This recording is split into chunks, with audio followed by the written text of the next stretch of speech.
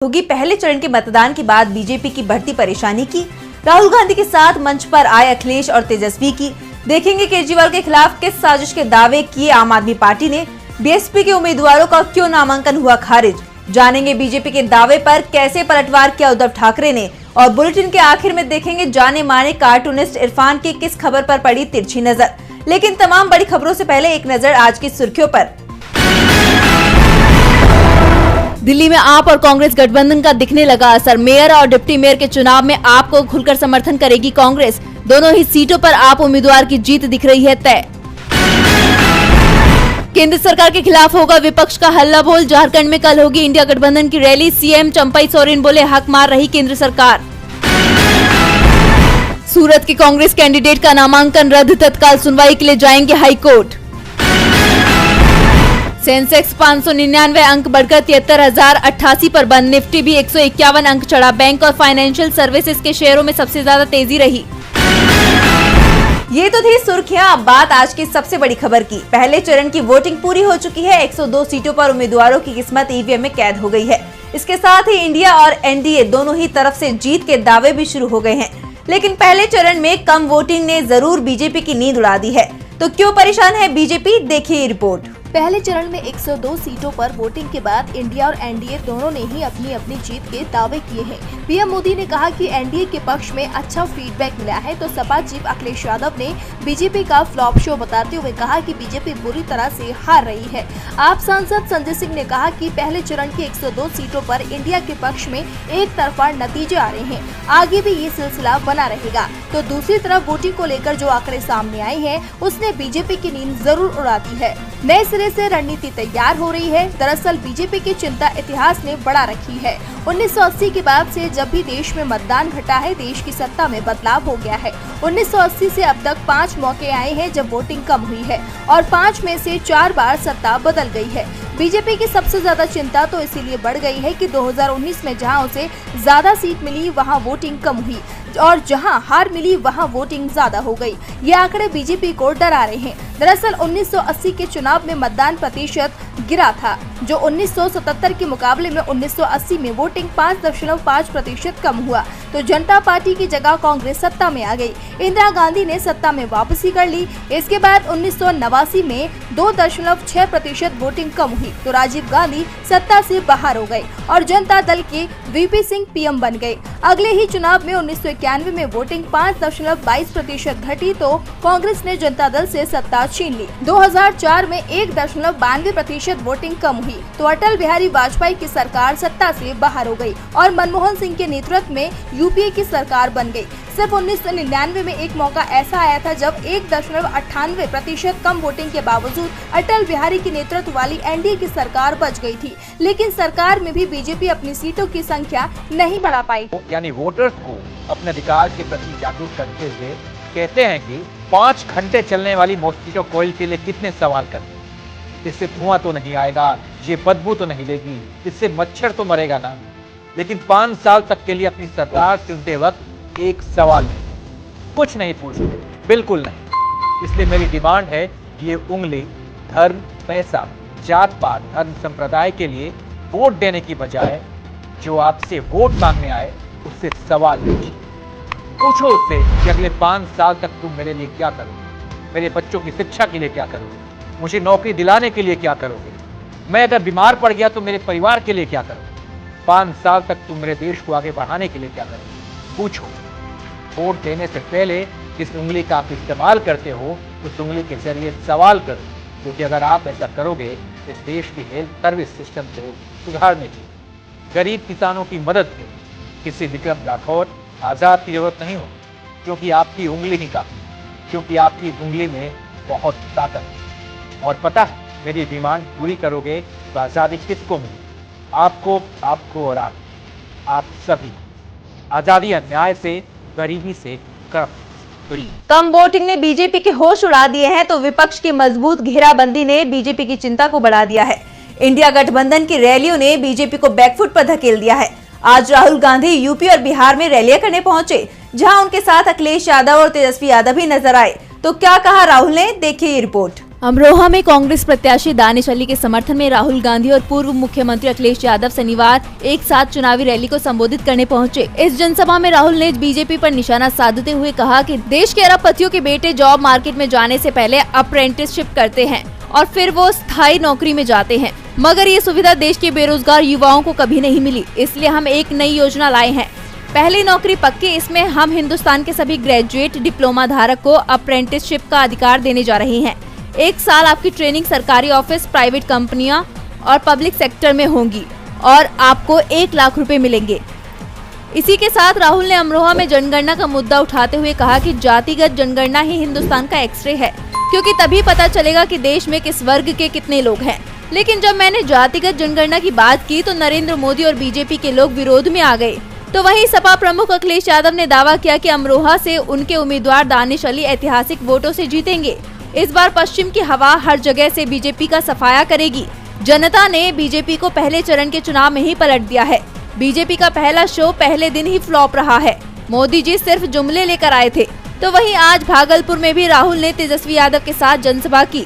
इस सभा में राहुल ने कहा कि बीजेपी के लोग बात करते हैं इतनी सीटें आएंगी, उतनी सीटें आएंगी, लेकिन मैं कहता हूं एनडीए को 150 से ज्यादा सीट नहीं आएंगी। हमारी सरकार बनते ही अग्निवीर योजना को उठाकर फेंक देंगे। देश को 2 तरह के शहीद नहीं चाहिए। तो वहीं तेजस्वी यादव ने भी बीजेपी पर हमला बोलते हुए कहा कि 400 पार की फिल्म फ्लॉप हो चुकी है, पहले और दूसरे फेज में हम जीत रहे हैं। राहुल, अखिलेश और तेजस्वी के वार से बीजेपी मुश्किल में दिख रही है। तो आपने बीजेपी के साथ ही दिल्ली के उपराज्यपाल पर भी गंभीर आरोप लगा दिए हैं। दावा किया है कि दिल्ली के सीएम की जान लेने की साजिश हो रही है। तो क्या कहा आपने, देखिए ये रिपोर्ट। दिल्ली शराब घोटाला मामले में सीएम अरविंद केजरीवाल तिहाड़ जेल में बंद है और अब उनकी सेहत खराब बताई जा रही है। इस मामले में शुक्रवार को केजरीवाल की याचिका पर कोर्ट में सुनवाई हुई, जिसमें उन्होंने अपनी डाइट को लेकर कोर्ट में दलीलें दी थी। इसे लेकर दिल्ली सरकार में मंत्री सौरभ भारद्वाज ने शनिवार को प्रेस कॉन्फ्रेंस की।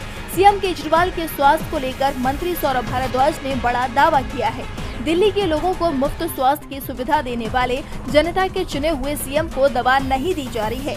केजरीवाल कह रहे हैं कि उनका शुगर लेवल बढ़ा हुआ है, उन्हें इंसुलिन चाहिए, तो उन्हें इंसुलिन देने से मना किया जा रहा है। जेल में धीरे धीरे केजरीवाल की जान ली जा रही है। सौरभ ने कहा कि एक शुगर के मरीज को इंसुलिन न देने से उसकी नसें कमजोर होने लगती है। उन्होंने आगे कहा कि नसों के कमजोर होने से धीरे धीरे शरीर का एक एक अंग जैसे लीवर, फेफड़ा और दिल आदि भी फेल होने लगते हैं और एक दिन मरीज मल्टी ऑर्गन के फेलियर के चलते अपनी जान गंवा देता है। केजरीवाल के साथ ऐसा ही करने की साजिश रची जा रही है। ये लोग चाहते हैं कि केजरीवाल को समय से दवा न दी जाए ताकि उनके सेहत पर असर पड़े। फिर जब केजरीवाल जेल से छूटकर कुछ महीने बाद बाहर आए तो कभी वे लीवर, कभी फेफड़े और कभी दिल का इलाज कराते रहे और धीरे धीरे वो खत्म हो जाए।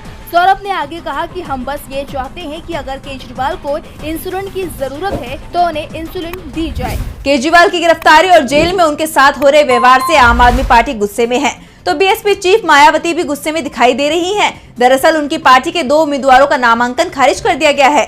तो क्यों और किस किस सीट पर खारिज हुआ बीएसपी उम्मीदवारों का नामांकन, देखिए रिपोर्ट। लोकसभा चुनावों में बीएसपी को जोरदार झटका लगा है। यूपी की 2 लोकसभा सीट बरेली और आंवला में पार्टी प्रत्याशियों का नामांकन खारिज हो गया है।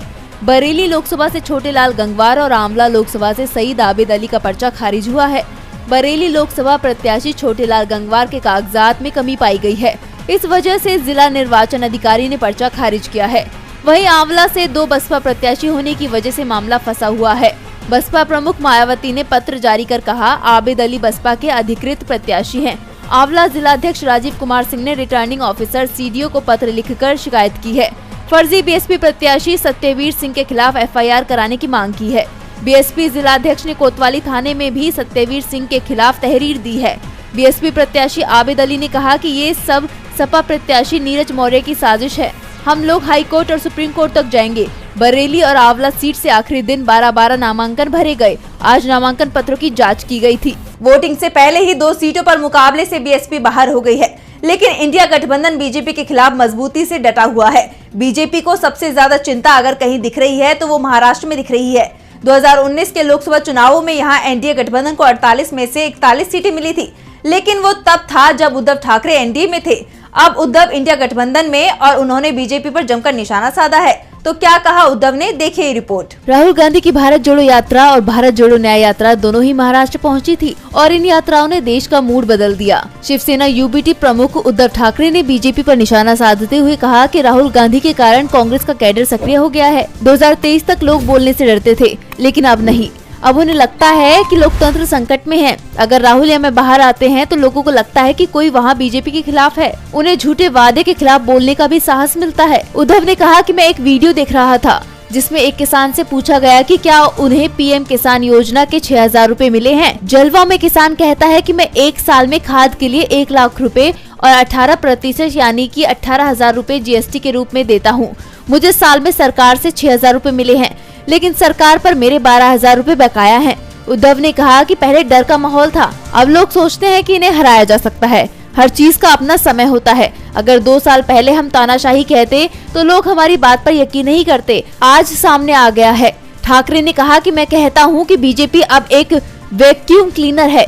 वो भ्रष्टों को अपने अंदर ले लेती है और उन्हें क्लीन चिट देती है। प्रफुल्ल पटेल, अशोक चव्हाण, अजीत पवार और भी कई नाम है। ये कोई मतभेद वाली पार्टी नहीं है। इसकी रणनीति है पार्टी तोड़ो, घर तोड़ो और परिवार को नष्ट करो, छापेमारी करो। इसकी गारंटी खोखली है। उद्धव ने मोदी सरकार पर सीधा हमला बोला है। इंडिया गठबंधन की रणनीति का असर एनडीए के सहयोगियों पर भी दिख रहा है। महाराष्ट्र में एनडीए में टकराव दिख रहा है तो बिहार में एनडीए के अंदर सब कुछ ठीक नहीं है और राज्य के सीएम नीतीश कुमार की बयानबाजी तो एनडीए की मुश्किल और बढ़ाती दिख रही है। दरअसल नीतीश हर बार कुछ ऐसा कह जाते हैं जिससे एनडीए ही फंस जाती है। नीतीश कुमार लड़खड़ा रही हैं, साथ ही बिहार में एनडीए भी लड़खड़ाता हुआ दिखाई दे रहा है। महागठबंधन के आगे मुश्किल में फंसे एनडीए की मुश्किलें तो उसके अपने ही नेता बढ़ा रहे हैं। दरअसल बिहार के सीएम और जेडीयू प्रमुख नीतीश कुमार के बयान इस समय एनडीए की मुश्किल बन गए हैं। नीतीश की बयानबाजी को विपक्ष भुनाने में लगा हुआ है, उन्हें कमजोर सीएम बता रहा है।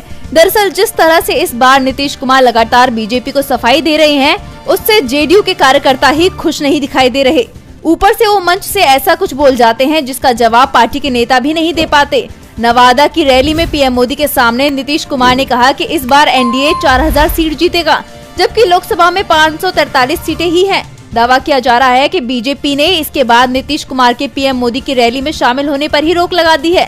तो वहीं बांका की रैली में नीतीश कुमार ने ऐसा बयान दिया कि वो विवाद में आ गया। उन्होंने कहा कि मैंने आरजेडी के साथ 2 बार 1.5 महीने के लिए सरकार बनाई, जबकि हकीकत में जेडीयू पहली बार 2013 से 2017 तक आरजेडी के समर्थन में सरकार में रही और उसके बाद 2022 में पलटी मारी थी और इस बार वो करीब 1.5 साल महागठबंधन में रहे थे।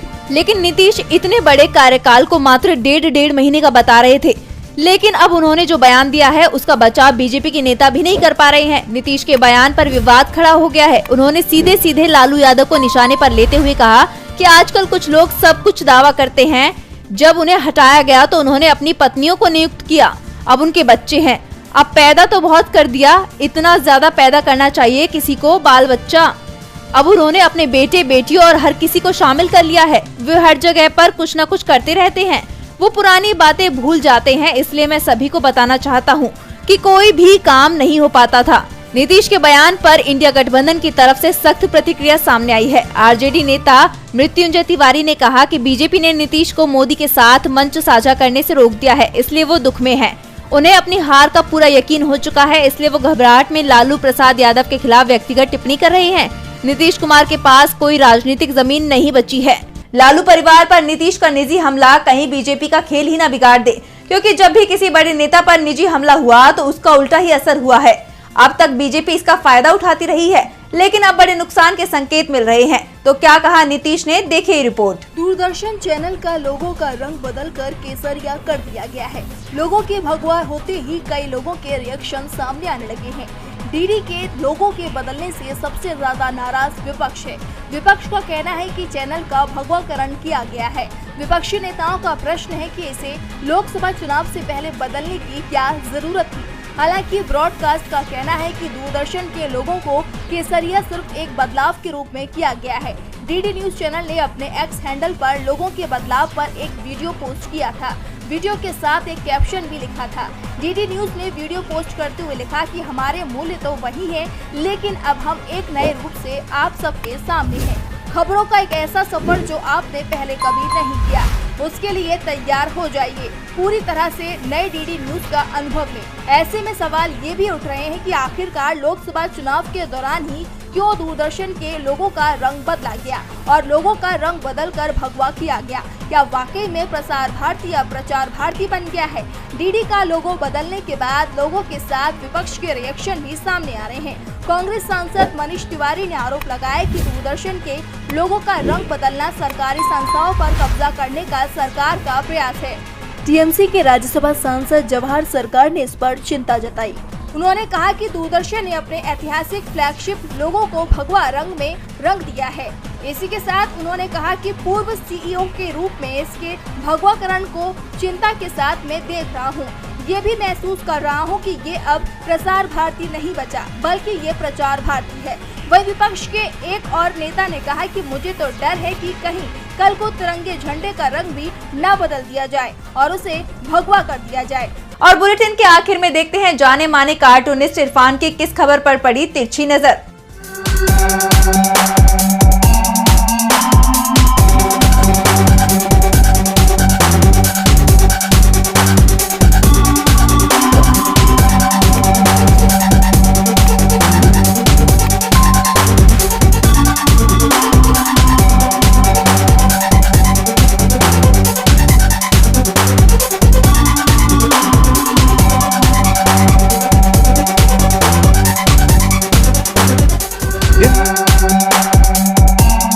बीजेपी के फायर ब्रांड गृह मंत्री अमित शाह का कहना है कि तीसरे दौर में वो जब सत्ता में आएंगे तो पूरे देश से नक्सलियों का पूरी तरह से खात्मा कर देंगे। जिस तरह से संवैधानिक ताकतों का इस समय दुरुपयोग हो रहा है, उसको देखते हुए बताने की जरूरत नहीं है कि उस समय लोकतंत्र किस हालत में होगा, क्योंकि मोदी है तो मुमकिन है।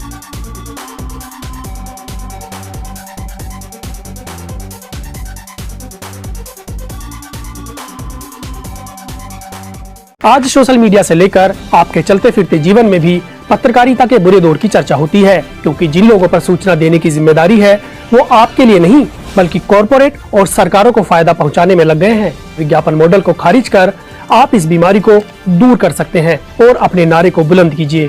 मेरे खर्च पर आजाद है खबरें।